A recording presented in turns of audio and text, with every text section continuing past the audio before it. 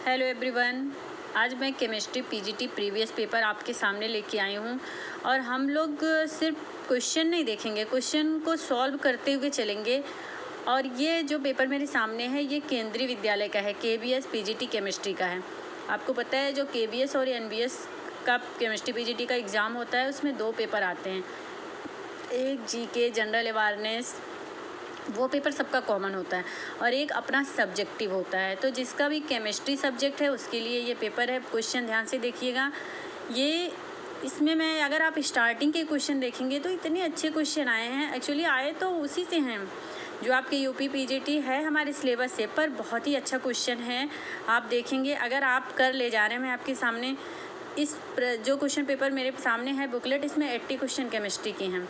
मैं अभी आपको 15 क्वेश्चन कराऊंगी और अच्छे से कराऊंगी, सारे ऑप्शन को समझते हुए चलेंगे। ये नहीं कि अगर किसी का फर्स्ट सही है तो हम कह देंगे कि फर्स्ट, हम उसको सारे फर्स्ट सेकंड थर्ड फोर्थ सारे को एक साथ देखते हुए चलेंगे कि हाँ उसकी क्या मीनिंग होगी, उसकी क्या मीनिंग होगी, क्यों इसका ऑप्शन सेकंड ही सही है। इस टाइप से चलेंगे तो ज़्यादा से क्वेश्चन, मतलब एक क्वेश्चन में आप कम से कम 4 क्वेश्चन को रिवाइज कर पाओगे, क्योंकि 4 ऑप्शन होते हैं। तो एक एक क्वेश्चन से 4 ऑप्शन को अच्छे से समझते हुए चलेंगे कि इसका मीनिंग क्या होगा, ये ऐसा क्यों है, क्योंकि आप जान रहे हैं कि केमिस्ट्री रटने वाली चीज़ तो है नहीं, ये बहुत ही समझने की चीज़ है। एक एक पॉइंट को समझना है तब फिर हम जाके कोई क्वेश्चन कर पाते हैं। आप जानते हैं ऐसे ऐसे ऑप्शन होते हैं कि सारे ही सही दिखते हैं, पर सही वही होता है जो 100% प्रोडक्ट का फॉर्मेशन करता है। वीडियो को आगे बढ़ाते हैं। ये पहला क्वेश्चन आपके सामने है, the pair of optical isomer of glucose that differ in their configuration only around C1 atom are called epimer, anomer, Fischer projection, maturation isomer. फिर से देखिएगा, ये कॉन्फ़िगरेशन अराउंड द C1 मतलब कार्बन नंबर 1 एटम्स की बात कर रहा है, ये ग्लूकोज की, ठीक है। इसमें epimer, anomer, Fischer projection, maturation isomer. Fischer projection और मैचुरेशन आइसोमर तो नहीं होगा, क्योंकि ये जो मैचुरेशनल आइसोमर है ये फ्रक्टोज में आएगा। अब ये बचा ईपीमर और एनोमर। तो जो पहला ऑप्शन है वो ईपीमर को समझ लेते हैं क्या होता है। ईपीमर क्या होता है, 2 sugars differing in configuration at a single asymmetric carbon atom. जब भी किसी 2 शुगर्स की, मतलब किसी 2 कंपाउंड की हम कंपेरिजन करते हैं, उसकी कॉन्फ़िगरेशन की बात करते हैं, तो उस कंडीशन में ईपीमर आता है। For example glucose and mannose are C2 epimer, ठीक है।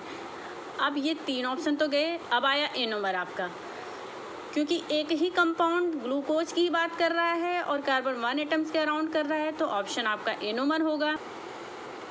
अब यहाँ जानते हैं कि एनोमर क्या होता है। देखिए, एनोमर समझने के लिए हम D+ ग्लूकोज के 2 डाइस्टीरियोमर बनते हैं, उन डाइस्टीरियोमर्स की स्ट्रक्चर दिखाते हैं। अब यहाँ पर देखिए, सबसे पहले D+ ग्लूकोज को मैंने 6 कार्बन को रिप्रेजेंट कर दिया है। अब यहाँ पर आप जानते हैं जब बात ग्लूकोज की होती है तो जो 3 नंबर पे हाइड्रोक्सिल ग्रुप होता है वो लेफ़्ट साइड होता है। अब लेफ़्ट और राइट केमिस्ट्री स्टूडेंट को बताने की ज़रूरत नहीं है, अब बहुत अच्छी तरह से जानते हैं। और कॉन्फ़िगरेशन किसे कहते हैं, S कॉन्फ़िगरेशन किसे कहते हैं, तो इसी कॉन्फ़िगरेशन ये अरेंज हुआ है। हाँ, जिसको नहीं आता होगा वो हमारी कमेंट बॉक्स में कमेंट करिएगा, मैं आपको आइसोमर चैप्टर अच्छे से पढ़ाऊँगी। जब D+ ग्लूकोज की 2 डायस्टेरियोमर हम फॉर्म करते हैं तो आप देखिए अल्फ़ा D ग्लूकोज और बीटा D ग्लूकोज का फॉर्मेशन करते हैं। दोनों में कार्बन नंबर 1 से अरेंज करते हैं, कार्बन नंबर 5 के ऑक्सीजन रिंग से जाके ये जुड़ जाता है। अब ये दोनों क्या हैं, एक दूसरे के ईपीमर हैं, वो सॉरी ये दोनों एक दूसरे के क्या हैं, एनोमर हैं। और ये कार्बन, जो कार्बन नंबर 1 और 5 देख रहे हैं आप, ये इधर 1 और 2 बीटा और अल्फ़ा दोनों में देखिए, ये जो ग्लूकोज का C1 एटम जिससे 2 ऑक्सीजन जुड़े हुए हैं इसे हम बोलते हैं एनोमेरिक कार्बन। ऐसा भी क्वेश्चन आ सकता है कि किस डायस्टीरियोमर जब फॉर्म करेंगे अल्फ़ा D ग्लूकोज का, तो एनोमेरिक कार्बन किसे बोलेंगे, तो लिख लेंगे ग्लूकोज का C1 एटम जिससे 2 ऑक्सीजन जुड़े हैं एनोमेरिक कार्बन कहते हैं। इसका राइट आंसर क्या होगा, एनोमर, ऑप्शन नंबर 2। अब क्वेश्चन थर्ड आपके सामने है, match the items in column first and second. ठीक है। यहाँ पे कुछ मेडिसिन के नाम दिए हैं, जैसे टरफेंडेन,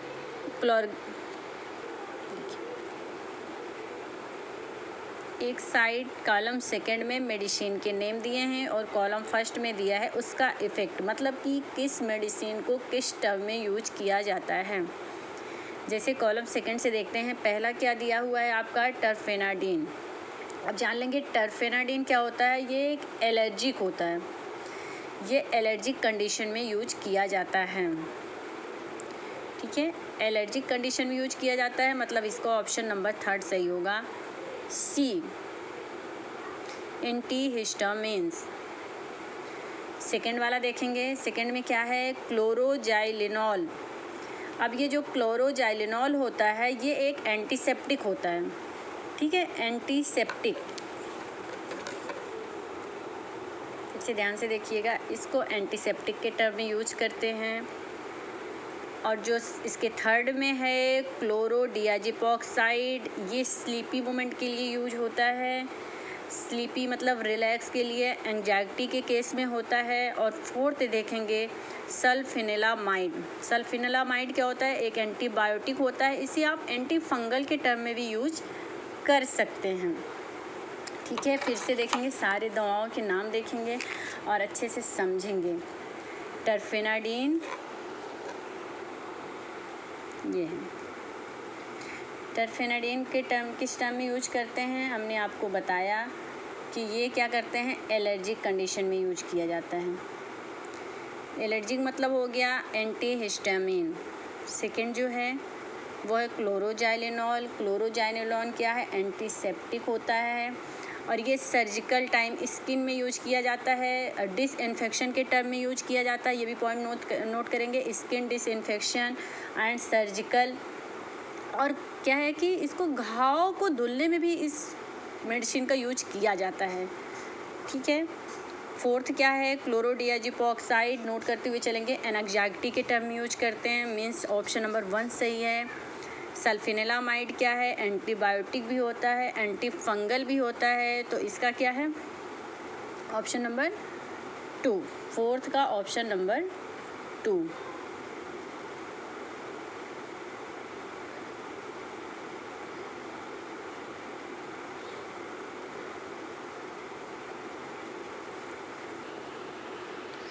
तो इसका जो राइट आंसर होगा वो होगा ऑप्शन नंबर 4।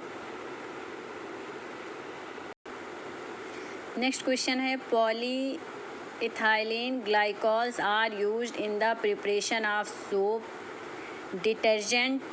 और डिटर्जेंट 3 टाइप से दे रखा है, non ionic detergent, cationic detergent and anionic detergent. इसका मतलब ये तो क्लियर हो गया कि पॉली इथाइलिन ग्लाइकॉल्स क्या होते हैं, डिटर्जेंट के फॉर्मेशन के लिए यूज होता है। अब क्योंकि यहाँ पे टर्म्स दे दिए नॉन, कैटायनिक और एनायनिक, तो इसका राइट आंसर होगा non ionic detergent. Non ionic detergent जानते हैं क्यों, इसलिए होता है क्योंकि जो डिटर्जेंट होता है इसमें जो इसका जो ग्रुप होता है, since they contains hydroxyl group means OH group which is reactive and form non ionic detergent, इसीलिए पॉली इथाइलिन ग्लाइकॉल्स का नॉन आयनिक डिटर्जेंट के फॉर्मेशन में प्रयोग किया जाता है। रीजन यही है, since they contains hydroxyl group. और हाइड्रोक्सिल ग्रुप रिएक्टिव तो होता है लेकिन फॉर्मेशन करता है नॉन आयनिक डिटर्जेंट का। चलिए नेक्स्ट क्वेश्चन के पास चलते हैं। ये सारे क्वेश्चन हमारे पॉलीमर से हैं। यहाँ पे जो कॉलम फर्स्ट और सेकंड को मैच कराना है उसमें ये देखना है किस पॉलीमर का फॉर्मेशन किस कंपाउंड से होता है। तो पहला ऑप्शन है आपके सामने बेकेलाइट, तो नोट करेंगे कि बेकेलाइट का फॉर्मेशन फिनॉल एंड फॉर्मल्डिहाइड से होता है, फिनॉल एंड फॉर्मल्डिहाइड। दूसरा क्या है, ब्यूनायन, तो इसका होता है, ब्यूनायन का है ऑप्शन नंबर 4 यहाँ पर है, ब्यूटा 1,3 डाइन एंड एक्राइलोनाइट्राइल। तीसरा है आपका डेक्रॉन, तीसरा इसी डेक्रॉन को ही आप PET भी बोलते हैं, कभी कभी डेक्रॉन को PET करके देते हैं। तो इसका जो ऑप्शन है सी का एथाइलिन ग्लाइकॉल एंड टेरिथैलिक एसिड। ठीक है, अब बचा आपका नाइलॉन 6 कैप्रोलैक्टम, नाइलॉन 6 है कैप्रोलैक्टम। अब आपके सामने ऑप्शन है, आप देखिए ऐसा कौन सा ऑप्शन है जिसमें पहले का तीसरा सही है और दूसरे का चौथा सही है। ऐसे आपके सामने 2 ऑप्शन है देखिए, और जिसमें चौथे का दूसरा सही हो, डी का सेकंड सही हो कैरोलैक्टम, इसका मतलब ऑप्शन नंबर सेकंड आपका राइट आंसर है। नेक्स्ट क्वेश्चन भी पॉलीमर से ही है। Which of the following is not a condensation polymer. जब भी हम पॉलीमराइजेशन की प्रोसेस पढ़ते हैं तो वहाँ पर हम देखते हैं कि जो पॉलीमर फॉर्म होता है 2 टाइप से होता है, एडिशन और कंडेंसेशन। एडिशन क्या होता है कि कोई भी बॉन्ड ब्रेक होता है और डायरेक्ट लिंक्ड करते चले जाते हैं, लेकिन जब कंडेंसेशन की बात करते हैं तो वहाँ से कुछ मॉलिक्यूल्स निकलते हैं। इस ज़्यादातर वाटर मॉलिक्यूल को ही निकालते हुए चलते हैं, तो अब जाके कहीं 2 कंपाउंड ऐड करते हुए उसमें क्या करते हैं कि फॉर्मेशन करते हैं नए कंपाउंड का।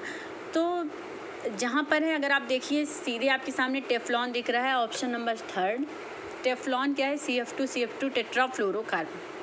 अब डायरेक्ट ये क्या करते हैं, जैसे हमारा इथाइलिन से पॉलीथाइलिन बनता है वैसे ही CF2 से टेफ्लॉन बनता है। तो ये हमारा क्या है? कंडेंसेशन पॉलीमर का एग्जाम्पल नहीं है, बल्कि ये एडिशन पॉलीमर का एग्जाम्पल है।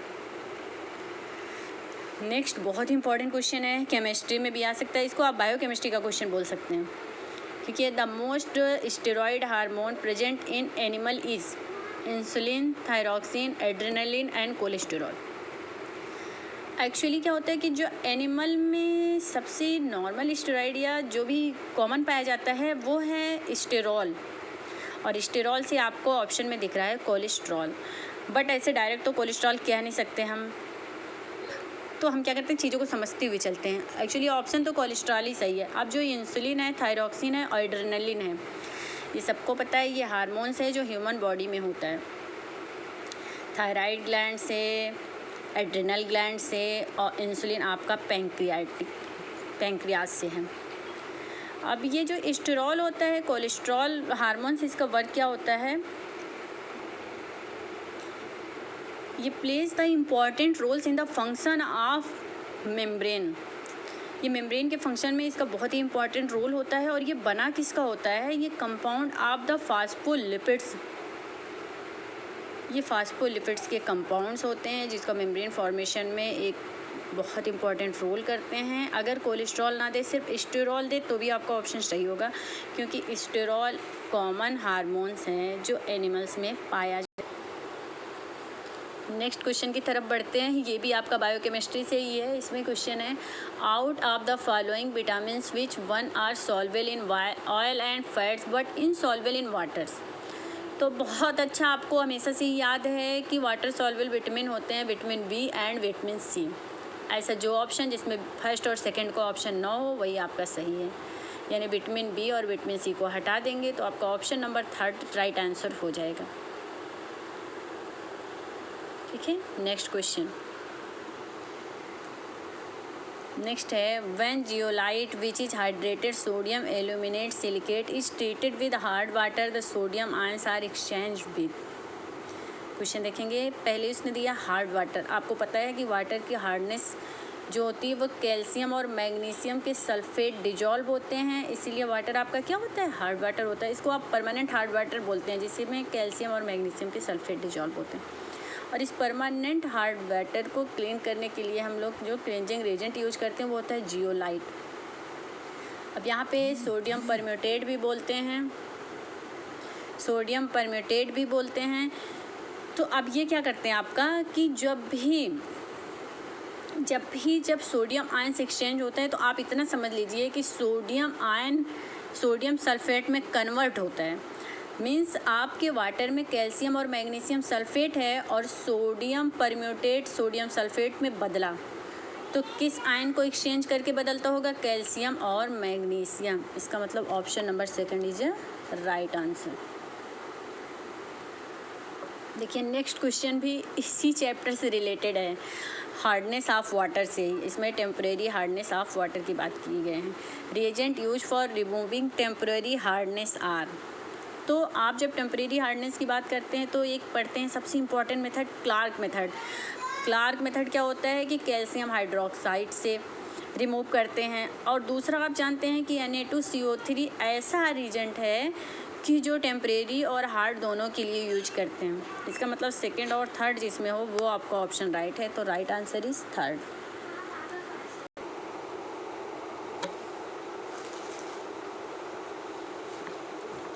बढ़ते हैं नेक्स्ट क्वेश्चन की तरफ। What does BOD stand for?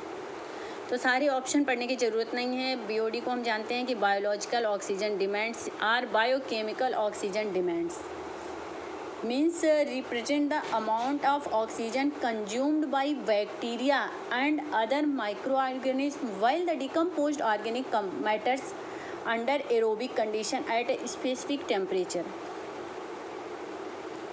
Biochemical oxygen demand होता क्या है, तो इसको मैं आपको डिफाइन करती हूँ। Biological oxygen demands represent the amount of oxygen consumed by bacteria and other microorganisms while the decomposed organic matter under aerobic condition at a specific temperature. Next question आपके सामने है, बहुत इंपॉर्टेंट है ये। 131 132 एक ही चैप्टर का क्वेश्चन है। यहाँ पे इन्होंने कैनिजारो रिएक्शन और एल्डोल कंडेंसेशन की बात की है। अब कैनिजारो रिएक्शन होता क्या है? ऐसा एल्डिहाइड जिसमें अल्फ़ा हाइड्रोजन नहीं होते हैं, ठीक है। और इसमें आप जानते हैं कि कॉन्सेंट्रेट NaOH के रिप्रेजेंट में एल्डिहाइड का एक मॉलिक्यूल रिड्यूस्ड होता है जबकि दूसरा ऑक्सीडाइज्ड होता है। 2 मोल्स लेते हैं तो एक अल्कोहल्स बनाता है और दूसरा एसिड बनाता है। तो आप इसमें से पहले से ही जान गए, does not undergo Cannizzaro reaction. Formaldehyde का फार्मूला होता है HCHO, एस्टल्डिहाइड का फार्मूला होता है CH3CHO, ट्राईमिथाइल एस्टल्डिहाइड और बेंजल्डिहाइड। अब पहले ही आपको एस्टल्डिहाइड में दिख गया कि इसके पास 3 अल्फ़ा हाइड्रोजन है। 3 अल्फ़ा हाइड्रोजन है, इसका मतलब कि ये कैनिजारो रिएक्शन नहीं देता है। नेक्स्ट भी अल्फ़ा हाइड्रोजन से ही रिलेटेड क्वेश्चन। ये trimethyl acetaldehyde does not undergo aldol condensation due to no alpha hydrogen atom. ये नेक्स्ट क्वेश्चन है, बहुत ही बढ़िया क्वेश्चन है। देखिए, नाइट्राइल्स और आइसोनाइट्राइल्स ग्रुप को लिंक्ड करके पूछ रहा है किस टाइप का आइसोमर है।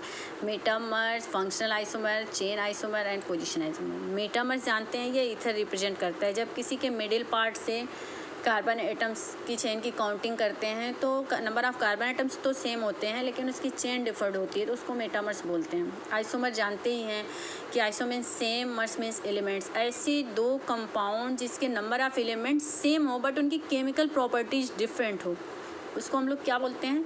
आइसोमर्स। फंक्शनल आइसोमर जिसके फंक्शनल ग्रुप में डिफरेंसेस हो, बाकी तो सब कुछ सेम हो। अब ये जो क्वेश्चन है आपके सामने पहले से ही दिख रहा है, एक में नाइट्राइल ग्रुप है और एक में isonitrile. That means the right answer is second. Next question तो आप लोग जब 11th-12th में थे तब से आप प्रैक्टिकल करते हैं कि जब भी नाइट्रेट टेस्ट करते हैं तो ब्राउन रिंग फॉर्म होती है, और ये जो ब्राउन रिंग फॉर्म होती है वो एक कंपाउंड होता है, वो है एक कॉम्प्लेक्स कंपाउंड का फॉर्मेशन करते हैं, और ये है आपका option number 4।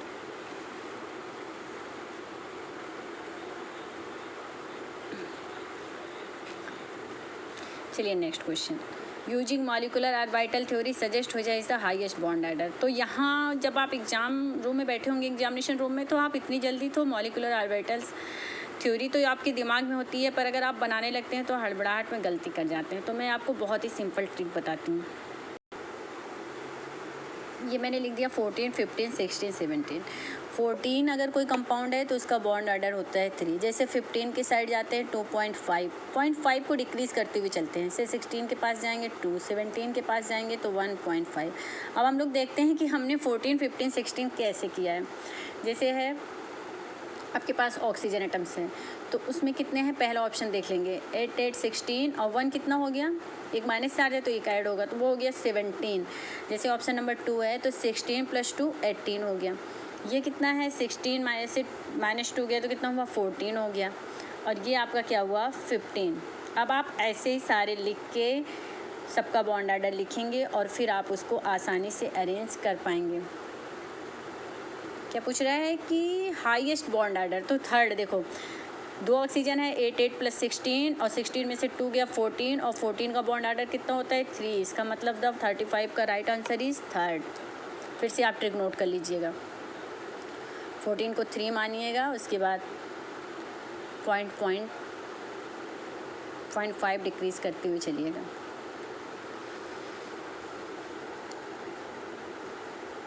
On going down the halogen group, ionic radii increase, stability of hydride increases, electronegativity increases, ionization enthalpy increases। तो पहले ही ऑप्शन सही है, रेडियाई इंक्रीजेस। कैसे? जैसे आप फ्लोरीन, क्लोरीन, ब्रोमीन, आयोडीन, ठीक है, फ्लोरीन, क्लोरीन, फसल ब्राइट बैठते हैं, तो आयनिक रेडियाई इंक्रीज होती है। इसलिए इंक्रीज होती है कि जैसे हम टॉप टू बॉटम चलते रहते हैं तो नंबर ऑफ़ सेल्स ऐड होते रहते हैं। जैसे फ्लोरीन का 7 है, उसका 17, तो फ्लोरीन में 2 सेल्स बने और क्लोरीन में कितने सेल्स मिले? 3। और जैसे जैसे नंबर ऑफ़ सेल्स बढ़ते हैं आपको पता है कि उसकी रेडियस बढ़ती जाती है। तो इसका राइट आंसर क्या होगा? पहला आंसर। और भी क्वेश्चन हमारे पास इस पेपर में है, बट अगर आपको मेरी वीडियो अच्छी लगेगी तो लाइक और सब्सक्राइब करिएगा। अगर आपको अच्छा लग रहा है पढ़ना तो बताइएगा, तो मैं आपको और भी सारे क्वेश्चन नेक्स्ट वीडियो में दूंगी। Thank you.